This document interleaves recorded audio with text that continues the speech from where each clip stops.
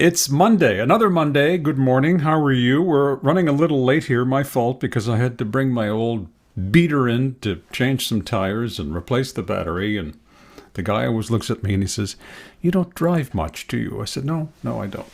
But I'm still paying my 20-year-old car. It's 20 years. It'll be 20 years old in 2026. Is it like a Toyota? Is it one of those? No. It's a Chevy Equinox built in. Oh my goodness, a Chevy! Yeah, Wow. Chevy. It reminds me of my dad because this is going to sound a little strange, and I'm sorry. It was assembled the year he passed away, 2006. Oh. So for some weird reason, when I get behind the wheel of this thing, I think of my dad, and he was a Chevy man. So Yes. that's what I was doing this morning. But nice of you to join us, and we have some strange things to talk about today. Where do you want to start?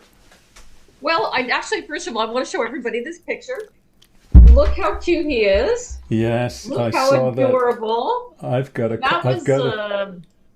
was from a TV series that Sean Lyons, that's right, that Sean Lyons, intrepid CBC morning newsman here in Montreal, and yourself and I, Sean there looking very much like a CIA operative. Now wait till you see this one here. This is the my ingenue goodness. herself. Yes. Yes. Mata Hari in the flesh, with those coming through their eyes. Let's explain a little bit. You dug this up out of your archives a few days ago and sent me a copy of this. It's a treatment for a TV show, yes? Yeah. Which I had utterly, completely forgotten about. Well, back in the day, and as you know, I've attempted to do several television series. None have which borne fruit, but Yes. this one was kind of fun. You and I have been through that process more than once. You many more times than me. Yes. But yes. But this one was basically, it was called Frankly Speaking. And if I read from the overview, because my memory isn't that great either there, it's Frankly Speaking is an all-Canadian political satire program that will charm, dare, and delight viewers. Now, that's a pretty big ask, right? So there was supposed to be a panel discussion, and it was going to be you and I co-hosting, and then Sean being out on the street. And the whole idea was to deal with issues of the day with a diversity of people, but with a sense of humor. Mm-hmm. And so, yeah, we got a letter of intent from Global back in the day. That was in 98. That was almost 30 years ago. I don't remember that at all. Yeah. Okay. I think I vaguely recall working on the proposal. This was 90, Yes, you did. 96, 97, wasn't it? Yep, I can tell the part that you did because there's a thing on the there's the operations plan, and then I think there's the audience and marketing and stuff, and I'm pretty sure that was you. Because I was working at CJAD in 97. And I was too. Were you there? Yeah, you were. Yes, you were there at the same time. Right. Okay. Yeah. In fact, I remember hosting a couple of evening shows, and I pulled you in to come in and co-host with me, and great laughter ensued. I remember that too, and strangely enough, I told the story the other day about, we used to do a cooking show. Remember that? I think it was 1 to 2 p.m. on Saturday afternoons. I forget the name of it now. It was a food show, and I've told the story many times. Mother and daughter team came in one week, and they were running an oyster bar on the Main. And they brought in 2 trays and shaved ice and spicy sauce and various things, and 2 trays full of different types of oysters. Mother didn't want to be on the air, so daughter came into studio with me. And so the first segment, the first few minutes, I tried a couple of oysters, and well, that's very good. No. And how did you get into the business? This and that and everything else.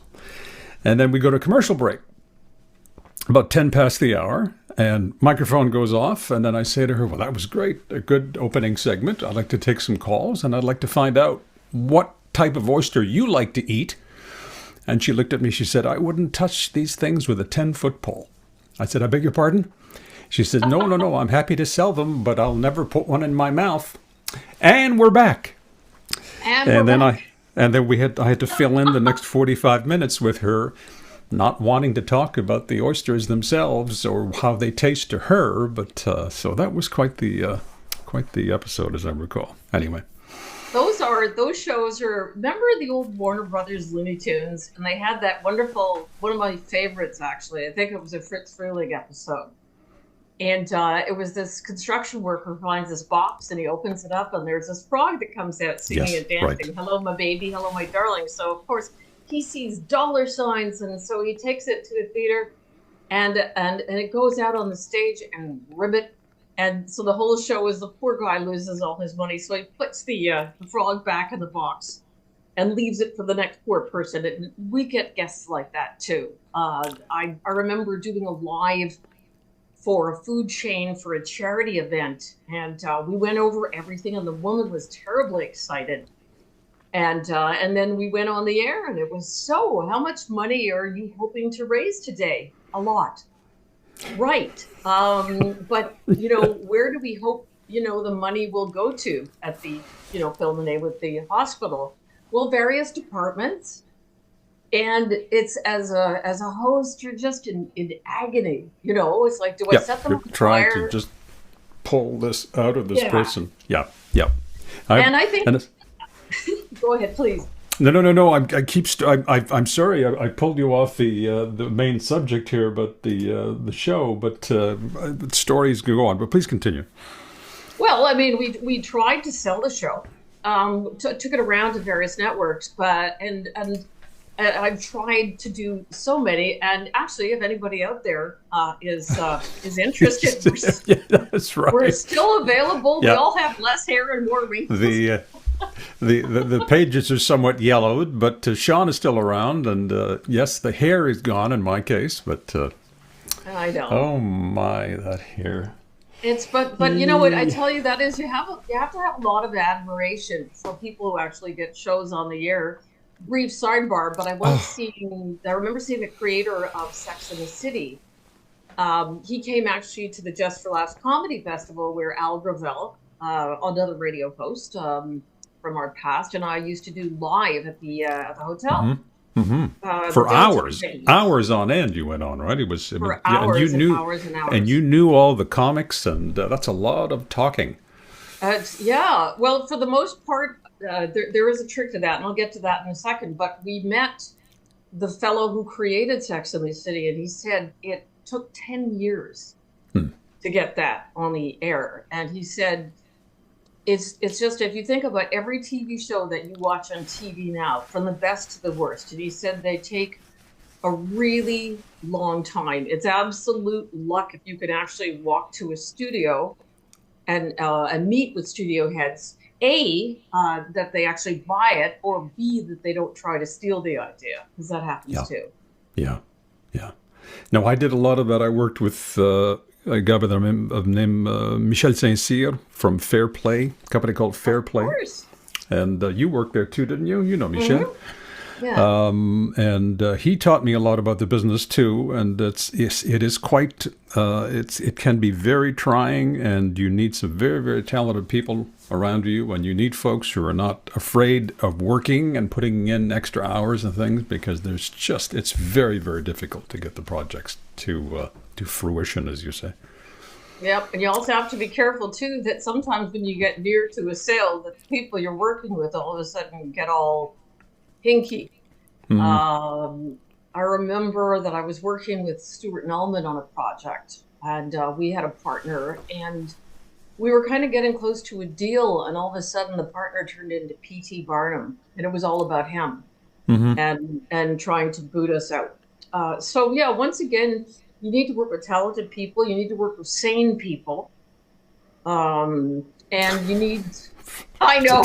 It's a tall order in this business, isn't it? That's a tall order, but yeah, it's, and worked on a lot of projects. But speaking of interviewing people, of course, we are dead in the middle of Montreal elections right now. Not so much of a horse race, as it were. I've heard a few of the candidates, but it's interesting to hear the interviews. And you know this because I do believe that you train people.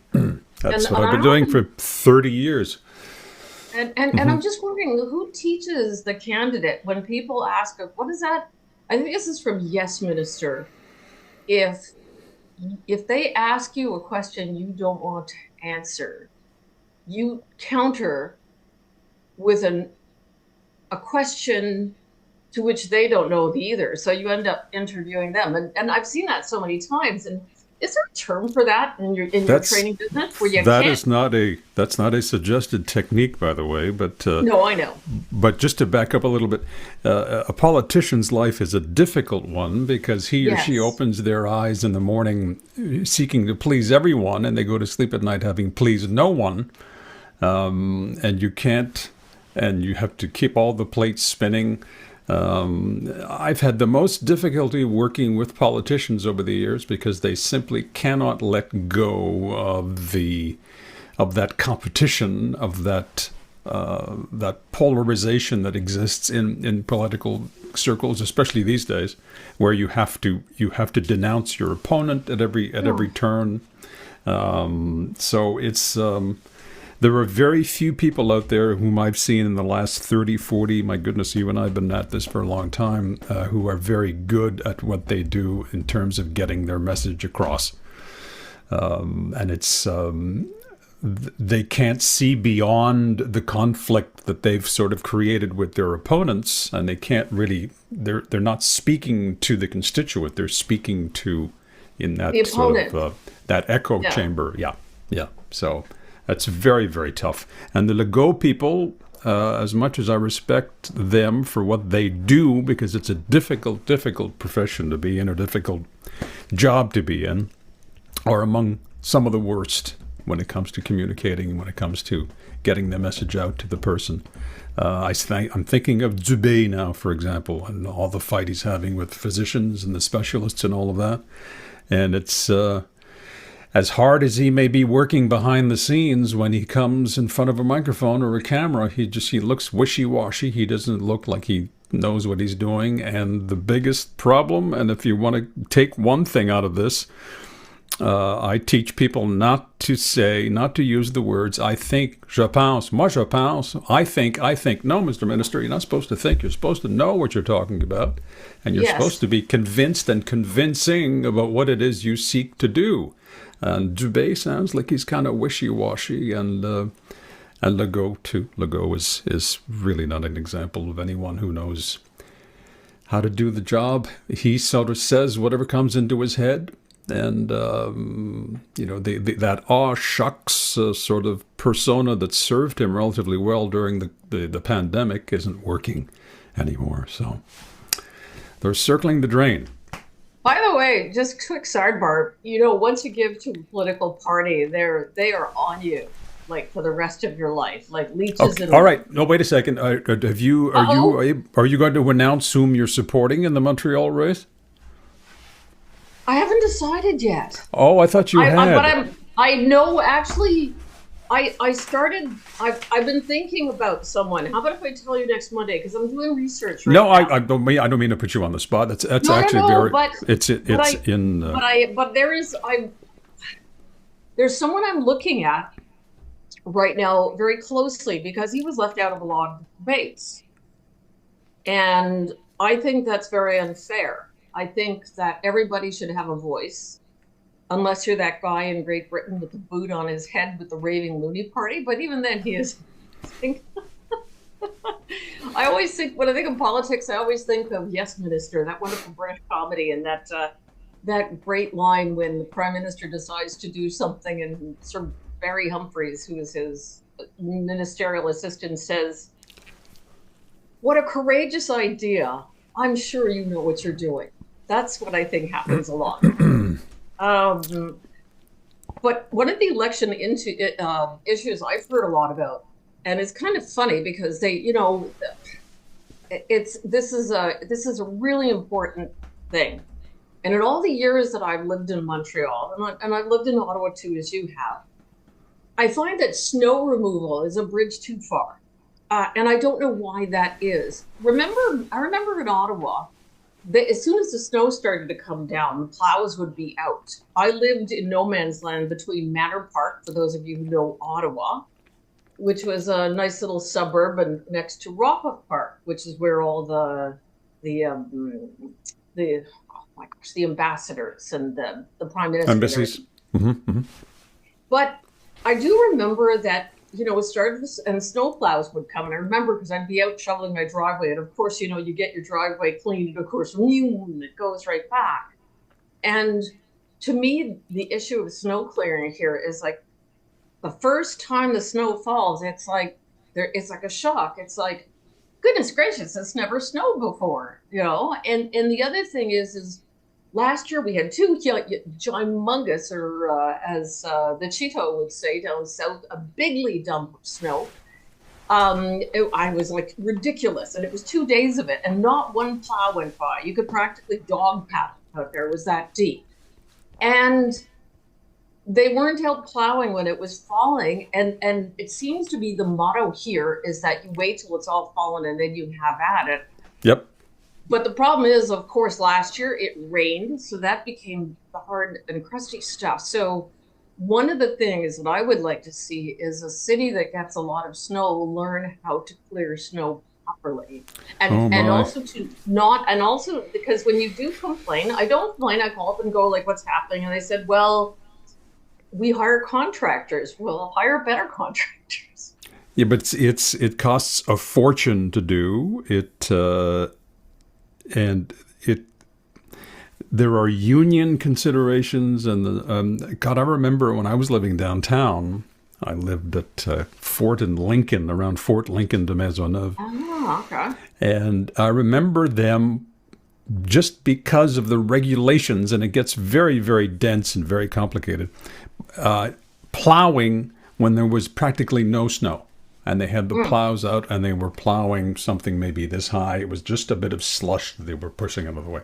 But all the trucks were out. All of the tow trucks were out. All of the signs had been more or less punched into whatever was left of the snow. And it was near the end of the season, but because of the contract, because of this, that, and the other thing. And it was an absolute farce. And people were taking pictures of this, and the guys in the trucks were getting upset because people were coming out of their houses to take a picture of some guy plowing asphalt. But that's a problem Montreal has had. And I was listening to one of the candidates, I forget her name now. She's the one who's leading in the polls anyway, saying Soraya? she wants to. Yeah. Yes, that's right. Yes, and she claims that she's going to clean up Montreal and this, and I'm so sorry, but that's not going to happen anytime soon. I just wish. And I'm afraid you're in for another winter of discontent, my dear. Well, the thing that bothers me the most is for the past 10 years, as a lot of people know, I'm a weather specialist, and I've actually studied weather, and I speak with Environment Canada all the time. Great, wonderful bunch of people, and always doing my look-aheads. And every year, as we've noticed, spring gets pushed later. It arrives in June, just before, it'll be really cold, like June, rain, 10, 15 degrees, and all of a sudden July comes, and now fall, we've had really nice sunny weather. Unfortunately, the water table in Quebec is low because of that, because we've had very little rain. So that's another problem. Yeah, 16 degrees right now. Yep. But one of the things that frightens me is in 2023, it was the Easter long weekend, and we had about 12 hours of freezing rain. By no means an ice storm, but there was an accumulation of about maybe 20 millimeters of snow, of ice, which doesn't seem to be a whole lot. But if it's an old tree and the branches are broken, and that's a couple of 100 pounds. And I remember the power went out, of course, and I remember driving around in the global van the following day, and it looked like Armageddon.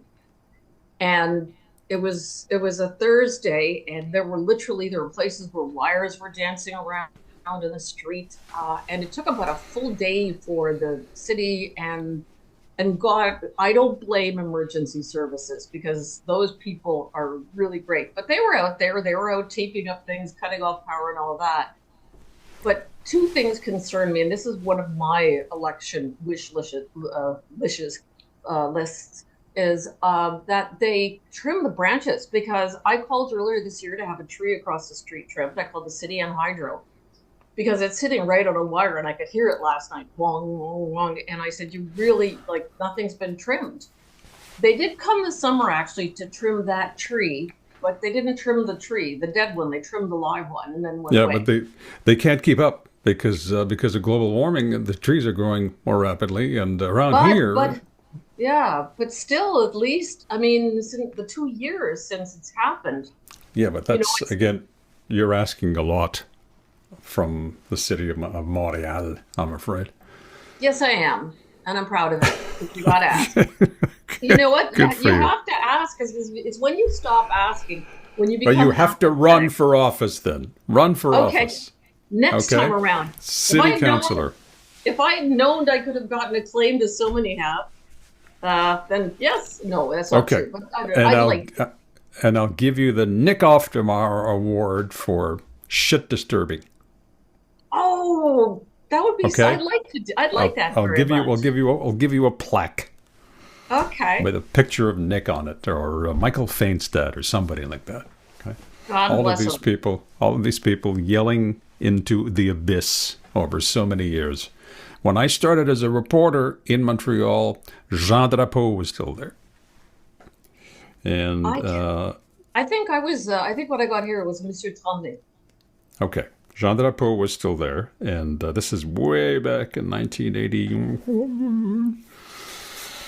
And he ran the place with an iron fist, and things have changed politically since then, but the structure of the old city has not changed, and it's still the unions, and there's intransigence in there. I'm lucky now. I live in a relatively small town where things are fairly efficient, and here you can pick up the phone and call your counselor and talk to somebody.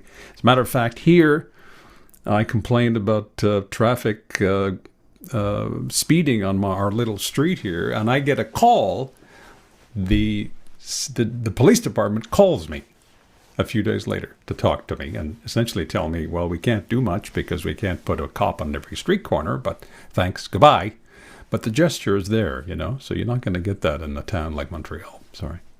No, but I really do wish that, because you have the parties and the opposition parties, and I naively thought when I was growing up that the opposition party was supposed to keep the party in power in check. They don't. They just argue like kindergartners, and not all of them. There are some good ones, but the whole idea is that the two of them are supposed to work together. And I know what kind of drugs have I been taking this morning? None. None whatsoever. But I have a dream that they would actually work together to make things happen, which brings me to my next point. One of the things that I asked the people running in my neighborhood, I sent an email to all the parties, and I said, you know what I'd like? I said, food insecurity is not a provincial problem. It's not a federal problem. It's an everybody problem, including a municipal problem. And, in my area, there are very few food banks. And as we both know, because of the statistics, and we both know people who work at food banks, that, it's not just the poorest of the poor. It's some poor middle-aged guy or gal. Oh yeah, it can happen to anyone. Company, so, but where I live, the closest I live about 18 blocks away from the nearest food bank, and it's the only one for miles around. But there's a lot of people in my neighborhood where there is food insecurity, and one of the ideas I had was, I tell you what. In my arrondissement in Rosemount, where they have an office on Niverville, I said, what you should do is you should have a room and a staff member dedicated to just collecting food. And you send out emails to all the people, your electorate, and say, tell you what, you drop by and give us like 10 cans of non-perishable food items, and we'll give you some tickets to something from this Faster V, but have that office be a place, and then have them distribute the food, because I don't have a car, I have a Canadian Tire canvas construction wagon. So if I want to take food to the food bank, I have to drag it down the street. And I'm never getting a wagon, by the way, with plastic wheels again, because I'm OCD on that. Eeker bothers me. It does. Never get anything with plastic wheels, also for the winter, because they freeze and break. But we need more food banks. And also, we need all politicians to go to the stores and say, enough, right? Like there was a price fixing thing for bread that the federal government run, right? And you could write into this website and you'll get a $25 gift card. But why can't we do that for everything to keep those prices low? Because they're ridiculous. Well, it's is it a free market or is it not? Is it so they can't really control that. The problem is if they can. Well, that's what people want. That's what people want the government to do, but the government can't fix food prices. I mean, they have to. But you're going to get me off on a rant here, I'm afraid. But no, I understand what you're saying. And those they can do whatever they want, and they do it. And I've seen them do it. And so it was just at first prices went up during COVID, and then it was because of the truckers, and then it's ridiculous. You go to. I will give them a plug, but I go to the Maxi on the corner of Iberville and Masson. And, I can still, for $25 a week, buy a full load of groceries. Right now in the fall, of course, you buy a lot of fruits and vegetables and then freeze them. But I find it absolutely appalling that instead of yelling at the honorable minister across the aisle, that we're not doing something about that. That, you see, like I said last time, we're not hiring kings. We're hiring staff to help us. So more food banks. I had an idea actually a couple of years ago, and I said, for people who volunteer at things like food banks, give them a tax credit for the number of hours that they volunteer. Yeah, that is interesting to me. That idea I like. I'm not with you on the government sticking its nose in the free market when it comes to that. I mean, we could do a whole hour on that alone. But I like the idea of incentives. And this is, just to give you an example, this is what we do here. There's no Christmas giving in this household. We send money to food banks. We do that kind of thing. We try to. What is it? What else do I do? School supplies in the fall for the kids and warm coats and things like that. So that's where the money we would spend on other things goes to around here. And we have a food bank here too, and they can't keep up. They simply cannot keep up. I was at Metro just this morning, and there you can buy $25 bags of food, and you put them in this bin, and they then distribute it to the local food bank. And the thing was full. So people are contributing as they can here, but they still can't keep up. And the ones who are suffering the most are the babies, the young infants, because of inflation, because the parents cannot afford to buy suitable foodstuffs for the kids. So that's what has been really on my mind of late. So no, I understand what you're saying, and I agree with the idea of incentives. I think is a good one.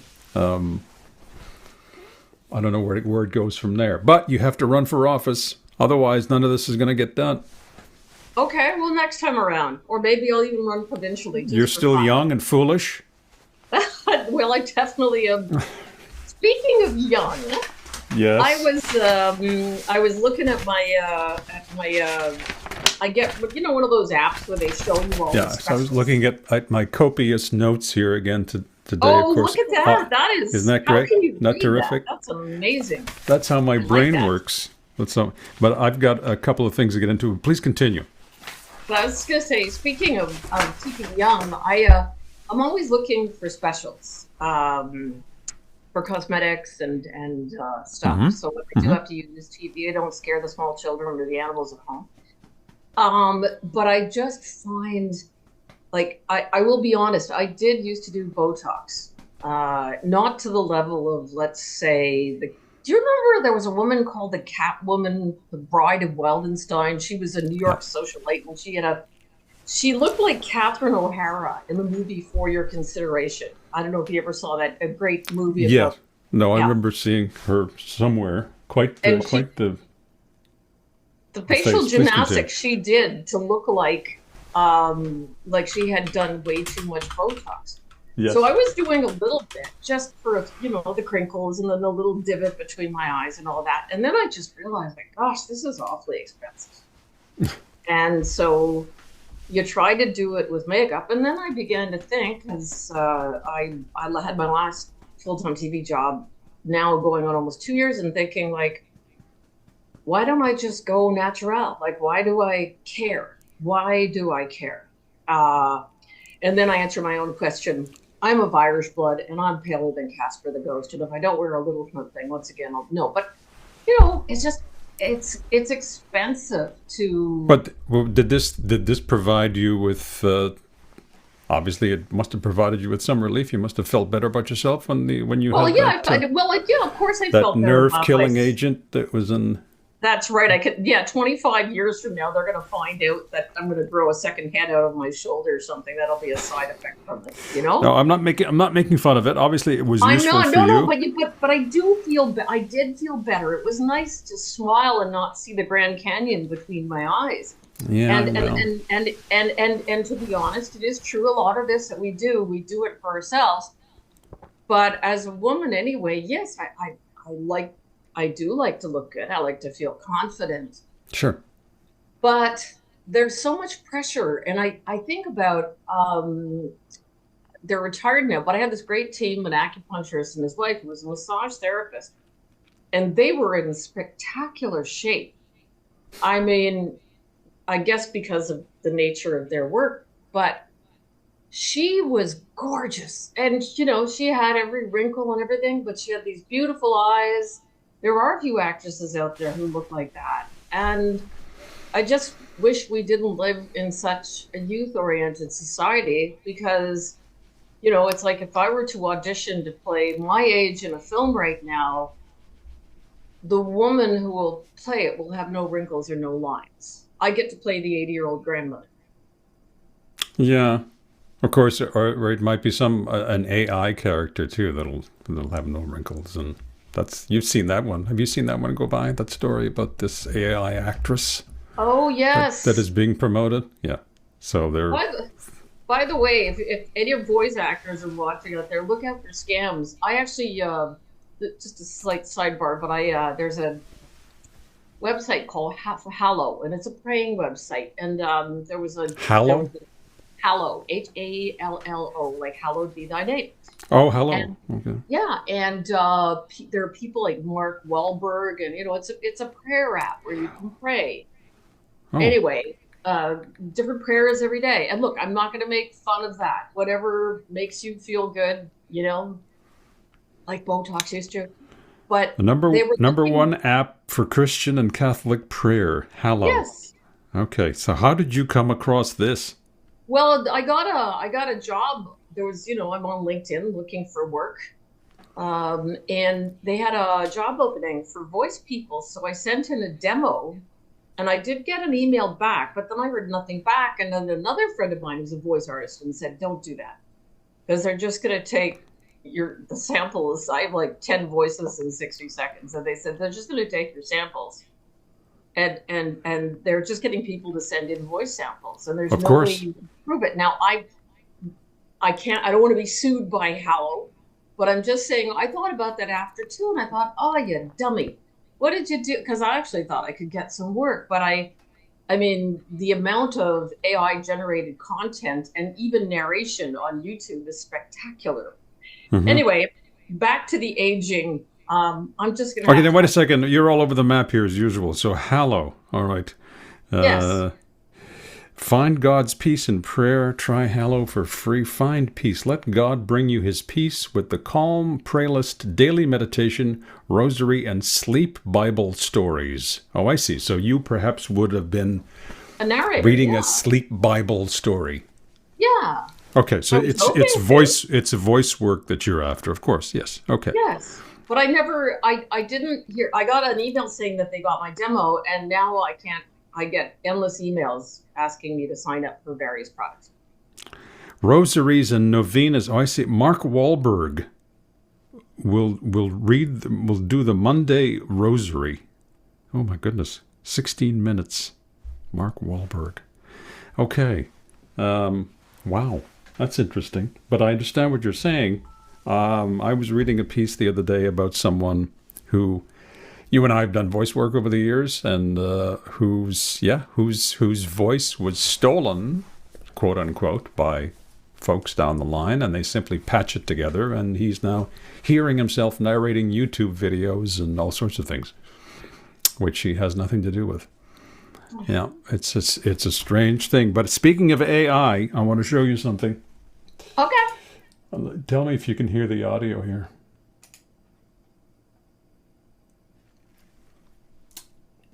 Where is it?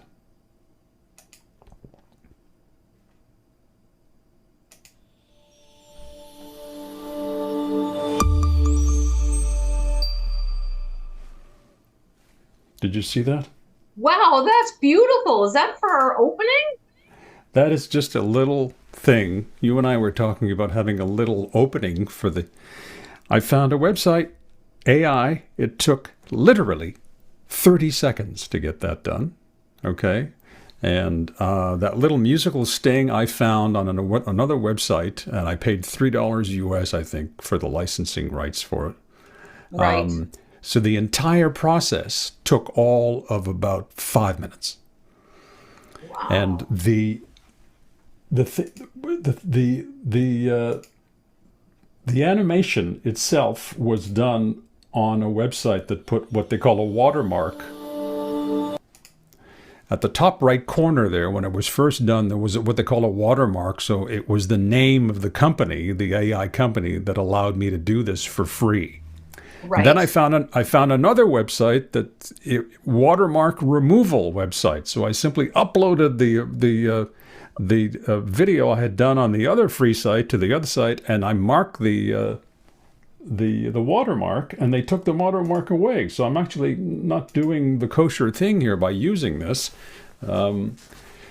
So all of this to say that AI is out there and it's happening, and it's as we mentioned, that we talked about with the voiceovers and everything else, it's going to take up a lot of room very, very, very, very quickly. So it's astounding to me how much stuff is out there, and they're all competing. And it's not just ChatGPT now. You can do a search for practically anything, and you'll have a list of sites that come up that will offer you all sorts of services. And then I put myself in the place of teachers and others who are wondering where the content that the kids are producing is coming from. And it's becoming easier and easier to obfuscate where it comes from. I have a sister who's a teacher, and she uses AI to correct some of her papers and to prepare some of her course materials and all of that. That's not necessarily I suppose it's not out of laziness or anything else. It's quite useful in some cases. But it's there, and it's causing all kinds of trouble.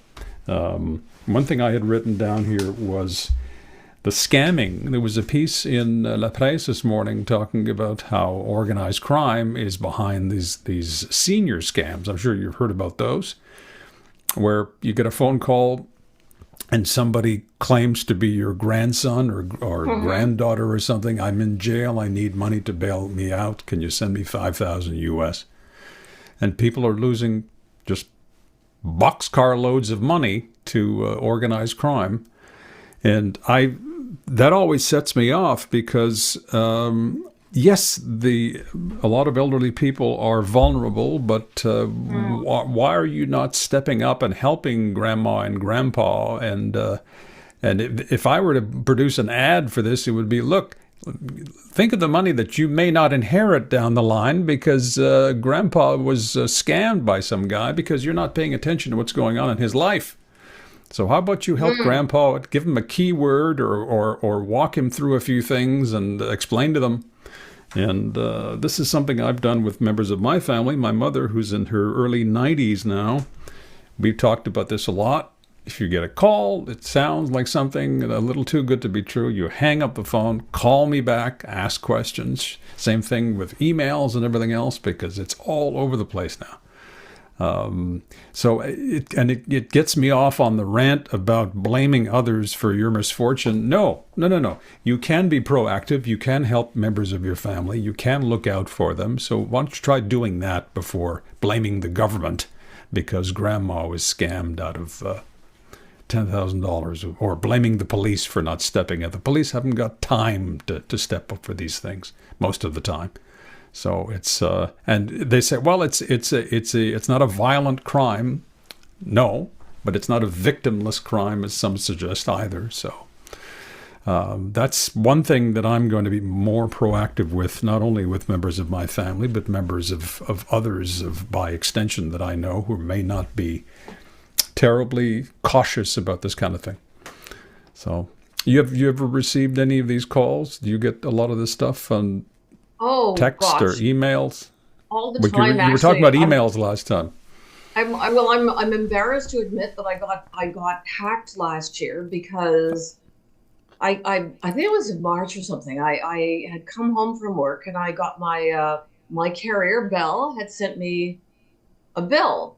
Now, it looked like a regular Bell bill, but the amount was like way off. Now, that should have been the ding, ding, ding, ding, but it said, click here to see your bill. And then I realized, like, literally within 50 minutes, I was locked out of my account.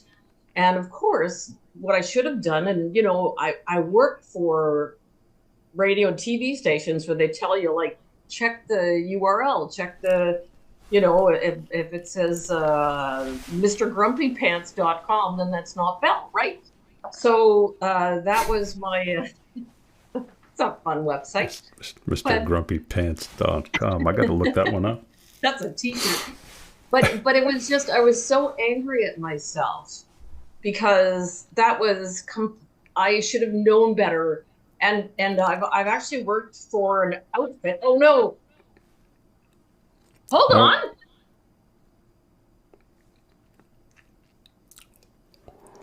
There's another thing I saw recently, and I'll start talking about it now while she's running off. I'm sorry. Okay, please continue. I felt but stupid. It's a normal reflex. You see a link, you go, oh, wait a minute, it says Bell, or it sells Pure later, or it says something else. I'll click on it. But I used to narrate videos for a company called Terra Nova, and Terra Nova does videos about how not to fall for scams, and that was one of them. But it takes a second. It just takes a second. It just takes a second. You're hungry, and you do the dink, and now I'm very careful. I don't do the dink so fast anymore. Just to conclude on that, there's something I saw that really blew my mind the other day. There was a guy from IBM doing a YouTube video, and he was explaining. Now, AI, I think you use AI for practical purposes and things, don't you? And okay, so what happens is you can use AI, for example, to do a summary of your emails. If you some people receive dozens and dozens of emails every day. So you can use AI on your local computer to say, okay, I won't have time technically to check all my emails over the last few days. Can you check them all for me? So AI goes in and quote unquote reads the emails and provides you with a summary. Era would like you to help her do this. Yvan called and he said, you still haven't sent him that cake and everything else. And then you get a summary instead of going through all of the various conversations.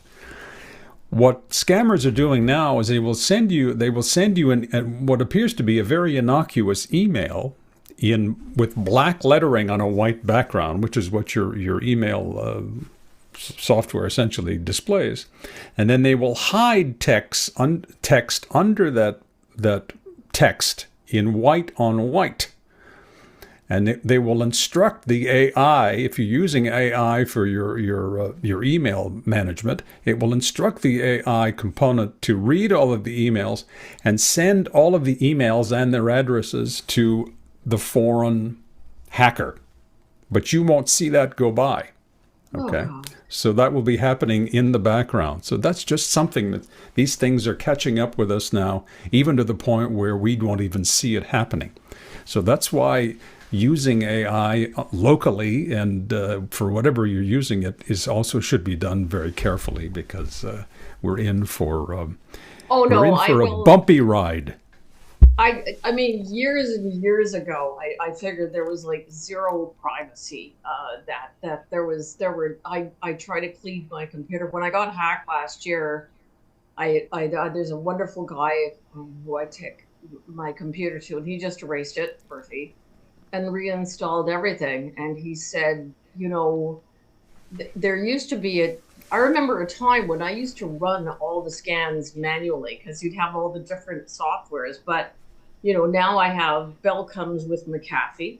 But even then, I think I mentioned to you last week that I get scam emails from ebell@bell.ca, which is their billing address. And when I did ask them about that, they said, well, there's nothing we can do about that. And I think that takes us back to accountability. Is there any? Yes, but that's another long, drawn-out discussion too, because if someone is using, they can't control when a hacker starts using their email as an originating email and all sorts of things. So that's why my advice to most people is, when in doubt, delete. And if they're after you, that they need something, they will call you, or, but your bank will never send you a message asking for your password. And Purelator will never send you a text saying, we have your package, please call us because you have to pay a fee to deliver it. It doesn't work that way. Canada Post doesn't do it. Banks don't do it. Trust companies don't do it. And when in doubt, delete it. If they need to find you, they will call you and leave you a message. And always call them back where they are.